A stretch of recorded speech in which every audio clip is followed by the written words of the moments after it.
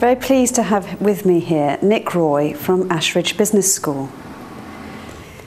Now Nick, you're a course director of an executive leadership programme at Ashridge, and what I'm really interested in understanding is what your observations have been about leadership, not just through the course but the pressures of leadership that you've seen people are facing more so today perhaps than they did a year or so ago.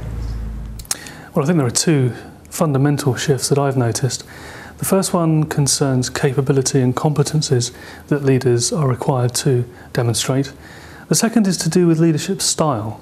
But if I could come on to the first topic initially, what we're noticing is that there's a far greater emphasis on leaders being developed on dealing with many of those operational capabilities that we need them to have an ability in. Often it's to do with financial acumen, and often it's to do with how to manage the functional requirements and the day-to-day operating needs of the business. That's a good thing, isn't it?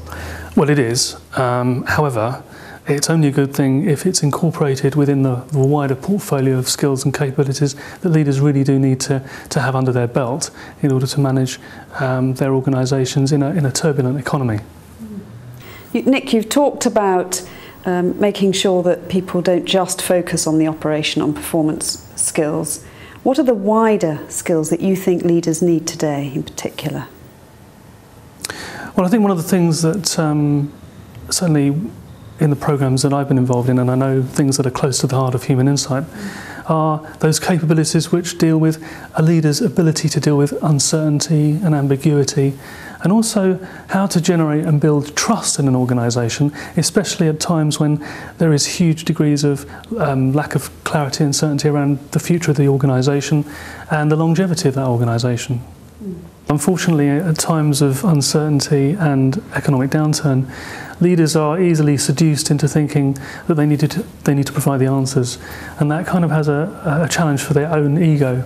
So if we think about the styles of leadership that often get heralded as being the correct model, things like heroic leadership, transformational leadership, and sometimes charismatic leadership, there is an enormous importance on leaders to be able to distinguish between what is an appropriate model versus what is actually authentic.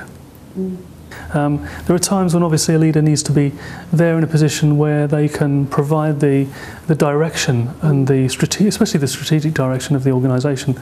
But often I think one of the things that most of the leaders on our programmes comment on is that they feel seduced into having to have the right answers, whatever the situation, and that really is a trap.